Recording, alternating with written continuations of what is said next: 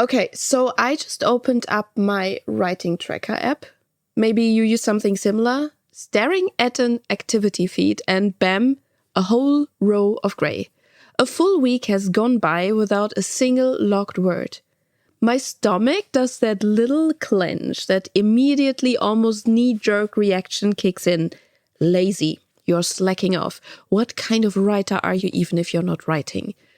And it feels like I failed a test that I had set up for myself. And then I forced myself to take a breath and actually rewind the tape on this last 7 days. What really happened? Well, there were some projects I had to do for my self-employment that consumed Monday and Tuesday. Wednesday, I had an appointment. Thursday, I did do some very much needed paperwork and phone calls that took all my focus. And then there was this lovely, much needed evening catching up with friends. When I actually list it out, factually, none of these things sound like laziness or failure. They sound like, well, life. A full, demanding, perfectly normal week within my restrictions because of my disability. And looking back, it even sounds like I was extraordinarily productive. And this whole experience really highlights something that I wrestle with constantly, the myth of the perfect writing routine. You see it everywhere, right? The advice columns, the author interviews, this idea that real writers rise at dawn, fueled by organic tea and effortlessly produce thousands of words before breakfast. But honestly, for most of us, just starting out or juggling writing alongside everything else, that feels impossible. It's an illusion, especially when writing isn't yet contributing to the bank account, because that's the thing. When writing doesn't pay the bills, every minute, every hour dedicated to it feels like it needs justification. It feels like time borrowing from something else, sleep, chores, relationships, or crucially, income-generating work. And that pressure feels particularly sharp when you're self-employed like I am. Every hour that I spend crafting a story onto a page is an hour I'm not spending producing content for my self-employment, marketing myself, or doing commissions that keeps the light on. It creates this constant internal negotiation. Can I afford this writing time? It's not just about scheduling, it's about weighing the creative urge against the very real need to earn a living. I said it before, writing is my dream while affording food is my reality. So navigating this whole time crunch, this balancing act has taught me something crucial. I need to treat making time for writing not just as a wish, but as an actual skill I want to perfect. It's more than just finding a time gap in your busy schedule. It's about consistency, because the goal isn't just to write today, it's to keep writing long term. And that means actively managing energy levels to avoid burnout and carefully preserving that initial spark so you don't lose the passion that got you started in the first place. Trust me, I have been down both those roads before. Hitting a wall where the thought of opening the document felt exhausting, or suddenly feeling completely disconnected from a story that I loved and believed in. It's an unpleasant place to be. One of the biggest shifts for me, a practical technique in improving the skill, was moving away from passively waiting for inspiration or free time to show up, like I did last week, resulting in 0 words. 2, actively making space for it, literally scheduling it, blocking out time in my calendar, even if it's just 30 minutes. That makes a huge psychological difference. Suddenly, it transforms from being that thing I really should do but I keep putting off, feeding the procrastination machine, into a legitimate planned appointment with myself and my creativity. It feels less like stealing time and more like investing time. Another crucial part of this consistent approach, for me at least, has been broadening my definition of what writing actually is. Because let's be honest, it's not always about hitting a word count target or crafting perfect scenes. Sometimes writing time looks completely different. It might be falling down a research rabbit hole for historical details, sketching out messy plot diagrams on a sheet of paper, mind mapping character motivations, or simply writing down fragments of ideas that popped into my head during the day. I have learned to lean into those other writing adjacent tasks, especially on days when my brain feels, less brainy. I don't know if it's an ADHD thing specifically, or if it's just part of the natural ebb and flow of creative energy that many people experience, but I definitely have distinctive modes. There are days when the words just pour out, sentences connect effortlessly, and I feel like I could talk, or in this case, type forever. Then there are other days where forming a coherent sentence feels like being stuck in quicksand. The more I try, the more I fail. The words just aren't there, or they feel clunky or wrong. On those days, trying to force out words to raise my word count is just frustrating, and it leads to more editing work afterwards. But switching gears to organizing notes, doing some targeted research, or fleshing out an outline, that often feels achievable, productive, and it still keeps me connected to the project. It's a way to keep the momentum going, even when the word water tap in my brain isn't turned on full blast. But let's be real, trying to force creative words out when your brain feels completely fried, totally booted down after a long day of work, or dealing with life stuff, that's incredibly hard. To me personally, it feels like trying to run a marathon after I have already sprinted across town. And even for me, someone who genuinely loves this process, there are evenings or even whole days where the mental energy just isn't there.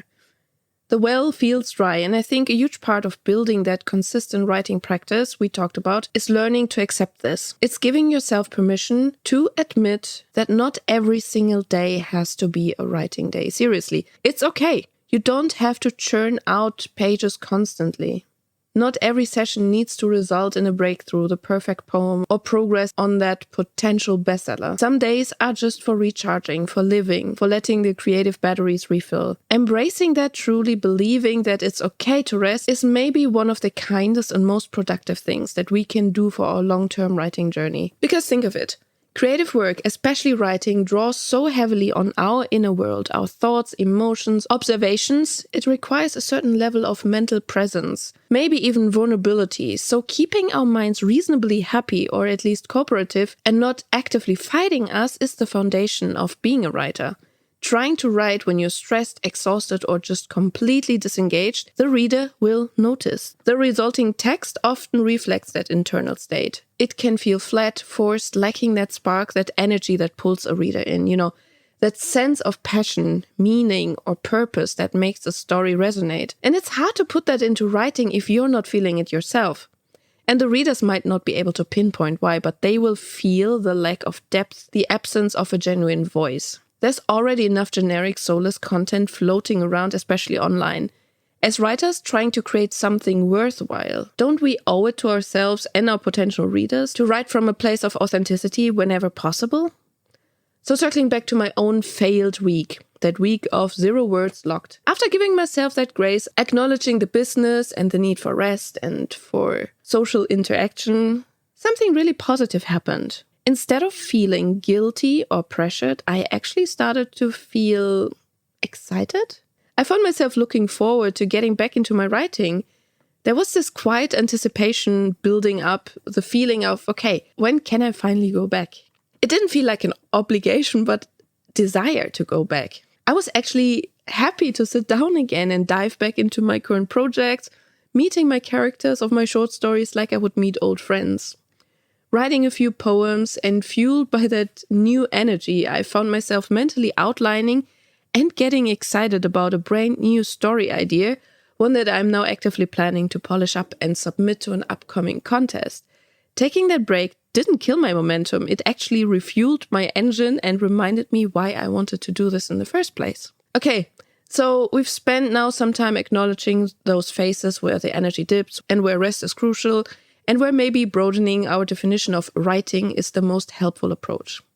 But let's pivot now to a different, equally common challenge.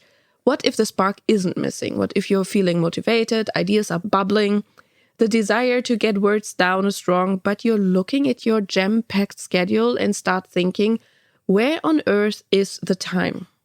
You're engaged all day, maybe with work, family, studies, life, and that creative urge is practically humming beneath the surface, but finding even a small window feels impossible.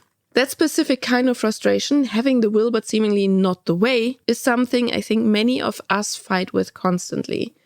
So if that resonates with you as well, and if you're nodding along thinking, yes, I want to write, I just can't find the time, then stick with me because I want to share some few practical ideas, some little tricks that I have learned over the time that might help you to write without needing to magically create extra hours in the day. It's less about freeing up huge chunks of time and more about strategically using the time that you might already have. So, all right, first idea, embrace the power of the notebook, the paper one, seriously.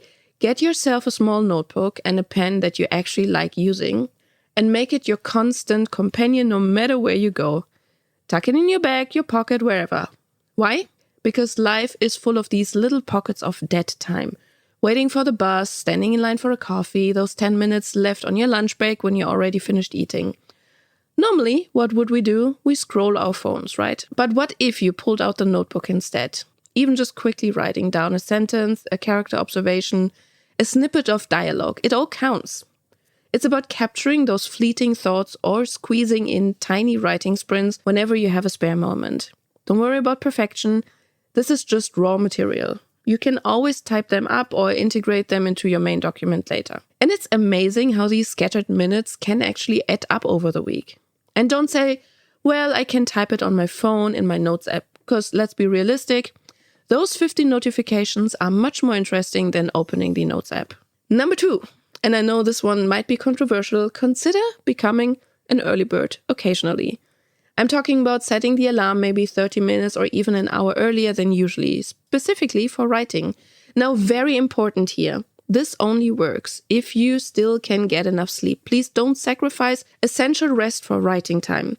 That's counterproductive in the long run. But if your sleep schedule allows tapping into the quiet morning time before the demands of the day really kick in, it can be incredibly powerful. Honestly, most of my ideas crafting for this podcast happen in the early hours when I wake up at 4. My brain feels fresher, less cluttered, and more open to creative ideas first thing. You're able to use your best mental energy, especially if you know your day is jam-packed and by the evening you're going to be completely wiped out, mentally destroyed as I sometimes feel. Then front-loading your writing time might be the most effective way to actually make it happen and get those words flowing when your mind is at its peak. Third idea, and this one is definitely a bit more niche, is depending on your circumstances, but think about integrating your writing practice with other parts of your life, potentially even your work. For me, as someone who spends a lot of time online creating content and live streaming, I found a way to make this work directly.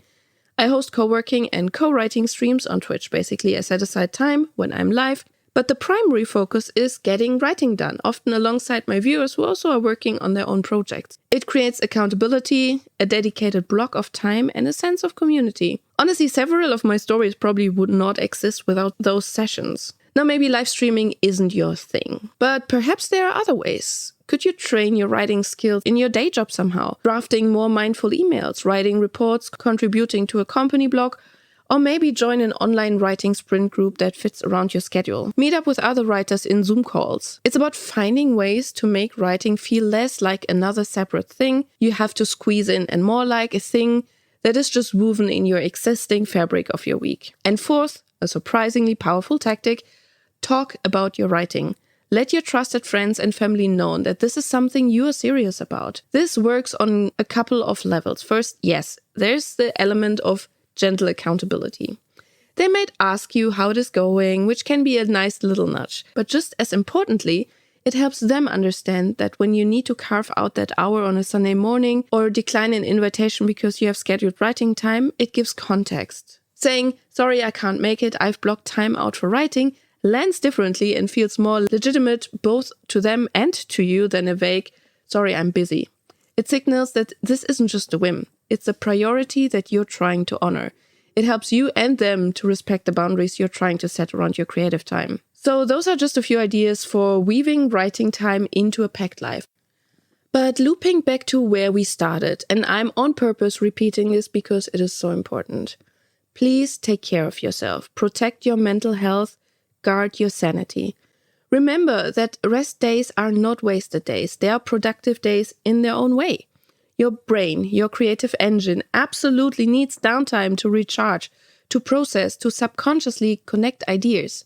If you relentlessly demand output, constantly pushing for words, without ever allowing for quiet intake and recovery, you're not just risking writer's block, you're risking burnout, losing the joy that drew you to writing in the first place, and ending up feeling resentful of the very thing you love.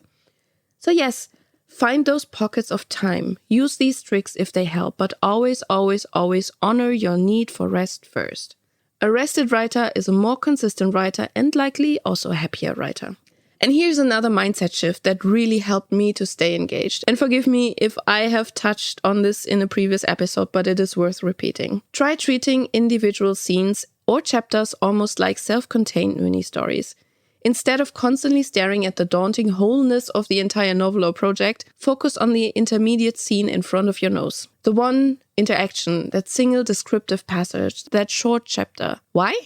Because thinking too big, constantly measuring yourself against the massive scale of the final goal can be incredibly demotivating and make you lose focus on details.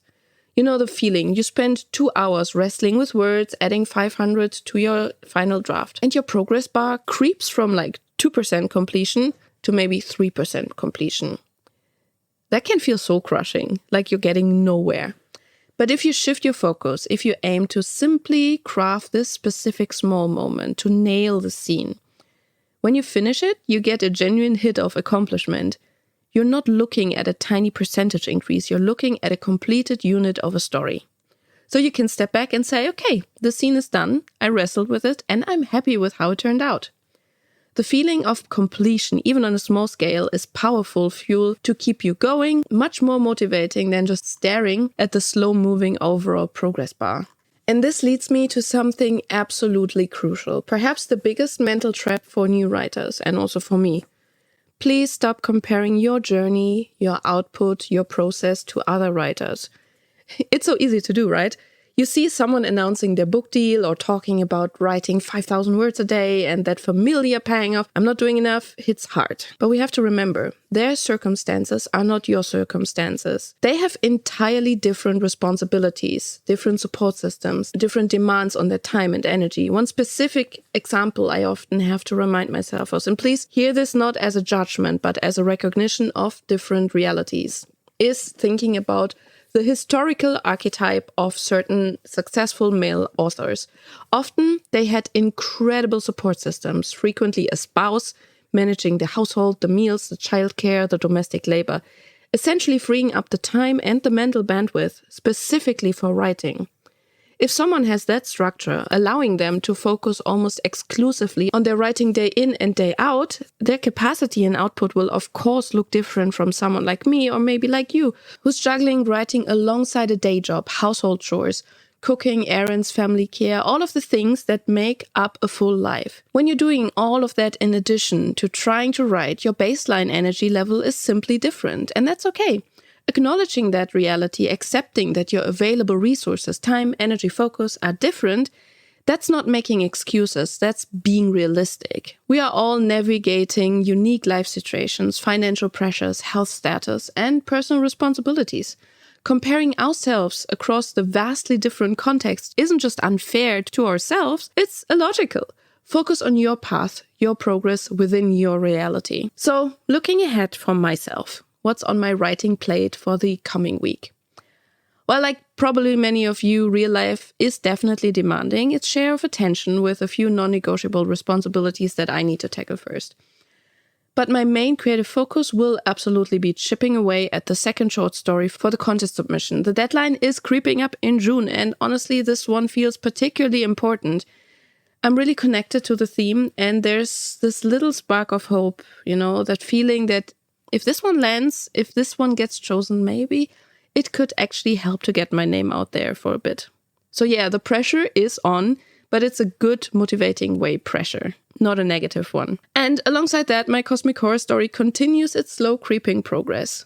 In fact, the document with the last chapter I wrote is still open on my second monitor, basically giving me the side eye every time I sit down at my computer, silently judging me for the lack of progress. So definitely a lot of plans, lots I want to do. And with my regular work ramping up as well, it definitely drives home that point about needing to be extra mindful with my time and my energy right now, perhaps even more than usual. This is the constant balancing act that we have been talking about. And that makes me curious about you. What are you hoping to work on in the coming days or weeks? What creative projects are on your back burner or actively demanding your attention? Sharing our goals, even just typing them out, can be a really powerful motivator. So if you're listening on a platform that allows comments like Spotify or YouTube, I'd love for you to drop a line below and tell me what you're writing, planning, or even just dreaming about writing next. Let's share the journey. Thinking about these contest submissions and just the act of writing itself reminds me of something important.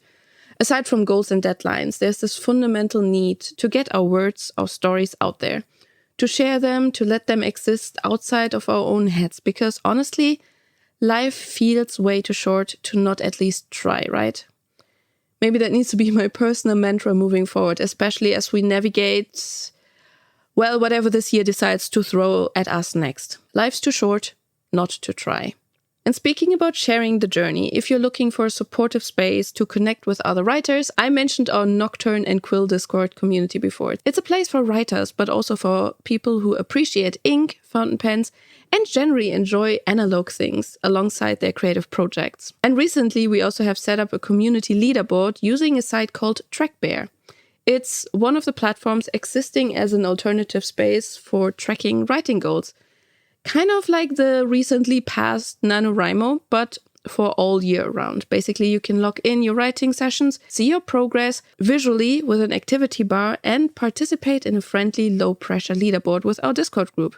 It's less about intense competition and more about mutual motivation. Seeing others putting in the work can be really inspiring. Having that community, people who generally understand the unique struggles and little successes of trying to build a writing life is honestly wonderful. And if this sounds like your kind of vibe, the link to join the Discord is in the show notes and description below.